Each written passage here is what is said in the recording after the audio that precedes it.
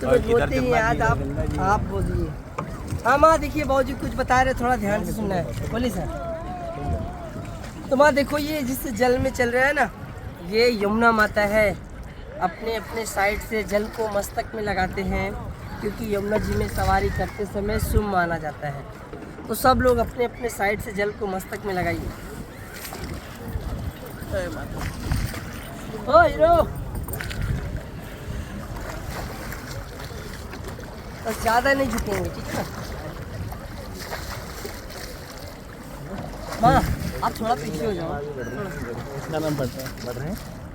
बाबू जी आप पीछे देखो ना, किला दिख रहा है पीछे, आपके आगे मेरे पीछे दिख रहा है ना, ये राजा चक्रवर्ती अशोक सम्राट का।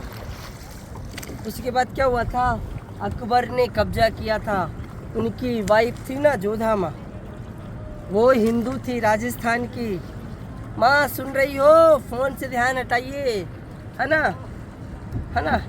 ये अकबर ने कब्जा किया था, उनकी वाइफ थी ना जोधा माँ, वो हिंदू थी राजस्थान की। तो इस किले के अंदर जोधा माँ के हाथ का स्थापित 44 मूर्तियां हैं, है ना। और एक प्राचीन वट वृक्ष अक्षय वट का पेड़ भी है इसी के अंदर। अभी आते समय दूर से दर्शन कराएंगे, हम सिर्फ वट वृक्ष का दर्शन कराएंगे दूर से। अच्छा दर्शन तो करना चाह रही हैं, लेकिन वट वृक्ष के बारे में बताइए पहले,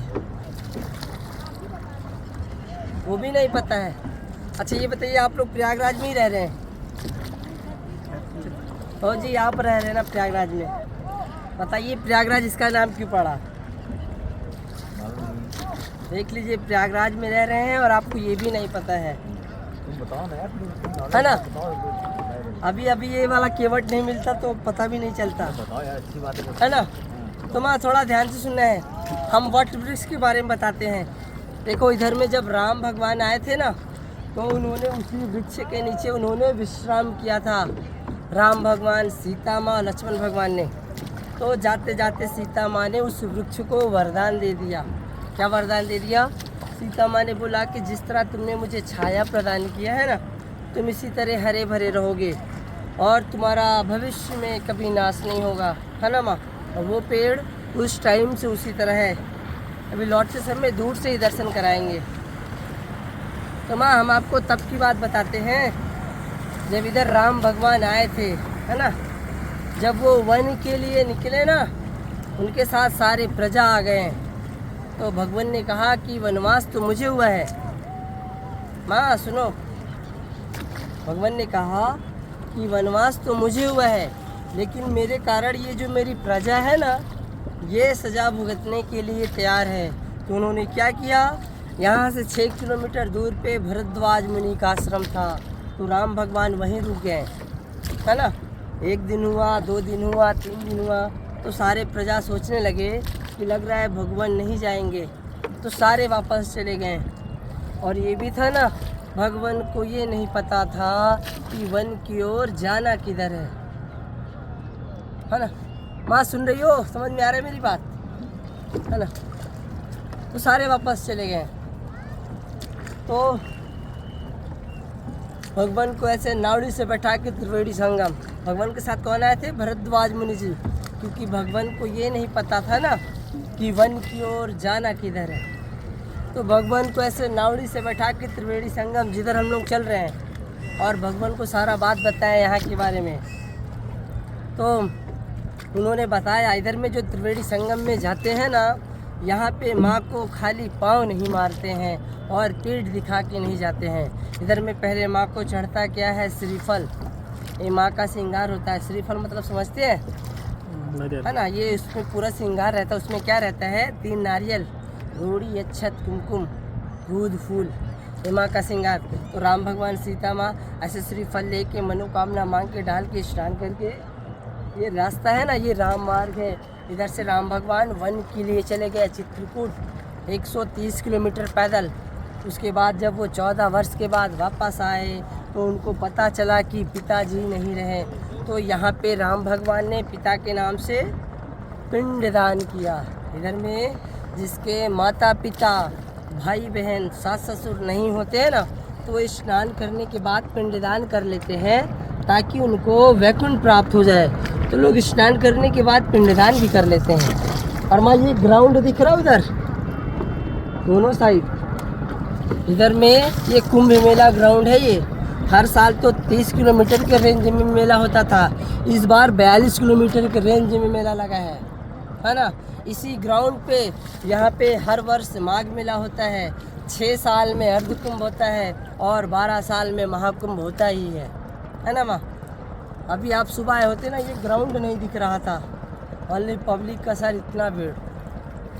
और आपको देखने को मिलता है छोटे छोटे नागा बाबा, वो पूरी ठंड में 1 महीना तपस्या करते हैं बिना वस्त्र के, और जैसे ही मेला ख़त्म होता है ना वो चले जाते हैं। कोई नहीं जानता कि वो कहाँ से आए और कहाँ चले गए। तो बताते हैं कि अपने हिंदू धर्म का सबसे बड़ा तीर्थ स्थल प्रयागराज, मेले के समय सारे देवी देवता अपना वास छोड़ के इधर में वास करते। ये प्रयागराज जो है ना, ये 33 कोटि देवी देवता का राजा है। यहाँ पे लोग आते हैं तो ब्राह्मण भोजन दान करते हैं। जो भंडारा चल रहा है ना, ये आप लोगों का वहाँ पे जाता है। अब बताते हैं इसका नाम प्रयागराज क्यों पड़ा। यहाँ पे जो है ना, ब्रह्मा जी ने पहला यज्ञ किया है, प्रा से प्रतिष्ठ, या से यज्ञ, है ना, इसलिए इसका नाम प्रयागराज रखा गया है यज्ञ के नाम से। और जी अभी समझ में आ गया होगा, है ना, आ गया ना। इधर में ब्रह्मा जी ने पहला यज्ञ किया है, प्रा से प्रतिष्ठ, या से यज्ञ, इसलिए इसका नाम प्रयागराज। तो माँ मैंने अभी बताया था, हम लोग जिस जल में चल रहे कौन सी माँ है? जमुना जी है। क्या माँ बताओ, सब बताओ, मैंने सबको बताया, एक दो लोग यमुना को नहीं। मैया है भैया, यमुना। माँ आप बताओ, है ना, थोड़ा ध्यान से सुनेंगे, इंपॉर्टेंट बात बताने जा रहे हैं। ये यमुना माता है। ये यमुना माता जो है, ये सूर्य भगवान की पुत्री है, शनि यमराज की बहन है ना। ये पीछे साइड से आती है, देखिए ब्रिज के नीचे से, ये पश्चिम से, ये यमुनोत्री से निकलती है, ये दिल्ली, आगरा, मथुरा, वृंदावनों की आती है यमुना माँ, है ना माँ। इस साइड से देखो, उत्तर साइड से गंगा माँ आती है, वो गंगोत्री से निकलती हैं, वो ऋषिकेश, हरिद्वार, कानपुर होके आती हैं।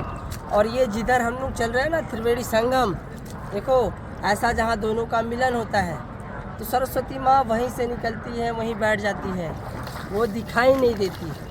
उन्हीं के नाम से इधर में जो आते हैं ना, ऐसा माँ को खाली पाँव नहीं मारते और पीठ दिखा के नहीं जाते। इधर में पहले माँ को चढ़ता क्या है? श्रीफल, है ना। ये घर परिवार बाल बच्चों के नाम से डालते हैं, जो मैया से मांगना होगा वो मांगना, है ना। तो सर जिनको पता होता है वो रास्ते या मार्केट से श्रीफल ले लेते हैं, और जिनको नहीं पता होता तो उधर मिलता है, वो 100 रुपये का श्रृंगार मिलता है, उसको लेते हैं और माँ से मनोकामना करते हैं। और जो लोग घर से नहीं आते उसमें उनका भी नाम ले लेते हैं। उसके बाद वो श्रीफल को डाल देते हैं। उसके बाद श्रीफल में जिनका जिनका नाम लिए रहते हैं ना, उनके नाम से भी एक एक डुबकी लगा लेते हैं। भैया हेलो, इससे क्या होता है, उनको भी घर बैठे पुण्य प्राप्त हो जाता है। माँ सुन रही हो, उनके नाम से भी एक एक डुबकी लगा लेते हैं। इससे क्या होता है कि उनको भी घर बैठे पुण्य प्राप्त हो जाता है। और ऐसा ये मिलने के बाद काशी को जाती है बनारस।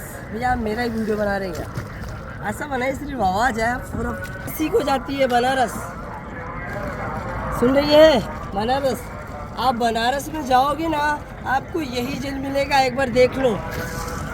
बनारस में यही जल मिलेगा, लेकिन नाम दूसरा मिलेगा। किसी को पता है बनारस में इसको क्या बोलते हैं? बताओ माँ, नहीं बात करो। भाई जी ने बताया बनारस में इसको गंगा बोलते हैं, और यहाँ पे यमुना। ऐसा क्यों, इसी को आगे गंगा क्यों बोलते हैं पता है? ये जा रही है बाबूजी, ये जा रही है उत्तर साइड से, यहीं से मिलने के बाद जाती है। तो माँ बताओ ना, इम्पोर्टेंट बात है, जब तक बताने में मज़ा नहीं आएगा ना, ऐसा सुन रहे हो फिर बेकार है। जब जानोगी तभी तो मज़ा आएगा ना, बताने में भी और जानने में भी। तो इधर में माँ गंगा को लाया गया था, है ना। भागीरथी ऋषि मुनि ने भव्य तपस्या करके इधर में माँ गंगा को लाया, है ना माँ। जब इधर में ये माँ गंगा आई ना, तो ये यमुना माँ ने क्या बोला कि ये रास्ता तो मेरा है, लेकिन अभी तुम्हारे आने से मेरा नाम खत्म हो जाएगा, तो मैं तुमको नहीं जाने दूंगी। ऐसा यमुना माँ ने गंगा माँ से बोला। तो सारे ऋषि मुनि संकट में पड़ गए। उन्होंने कहा कि ऐसे कैसे हो सकता है, और गंगा जी में इतना फोर्स, वो रुकेंगी कैसे। तो उन्होंने क्या किया, फिर से तपस्या किया। माँ सरस्वती को पता होगा, जो माँ सरस्वती है ना, वो ज्ञान की देवी है ना माँ। जब इधर में माँ सरस्वती आई ना, दूध का जैसा धारा लेके, तो सरस्वती माँ ने बोला कि बहन यमुना, बहन गंगा, आप लोग क्यों झगड़ा कर रहे हो, आप लोग तो बहन बहन हो, हम तो छोटे हैं फिर भी हम सॉल्व करा रहे हैं। तो उन्होंने कहा, तो यमुना माँ ने बोला कि ये रास्ता तो मेरा है, लेकिन अभी गंगा बहन के आने से मेरा नाम खत्म हो रहा है, इसीलिए मैं नहीं जाने दे रही हूँ। तो सरस्वती माँ ने क्या बोला कि आप झगड़ा मत करो, आप दोनों साथ में जाओ, इसके आगे रूप तुम्हारा हो जाएगा लेकिन नाम उनका चलेगा, है ना माँ। तो यमुना माँ खुश हो जाती हैं, बोले कि ठीक है, लेकिन वो ज्ञान की देवी हैं। उन्होंने कहा कि नहीं, मैं यहीं बैठ जाती हूँ, जो श्रद्धालु इधर में मेरे नाम से मनोकामना करेगा ना, हम उसको पूरा करेंगे। भैया हेलो, है ना माँ। उन्होंने कहा इधर में जो मेरे नाम से मनोकामना करेगा ना, हम उसको पूरा करेंगे। तो उन्हीं के नाम से अखंड भारत चल के आते हैं, माँ के चरणों में श्रीफल डालते हैं। आप इधर में जो सच्चे दिल से मांगते हैं ना, वो मिलता है। और मिलने के बाद ये काशी, बनारस, पटना, बिहार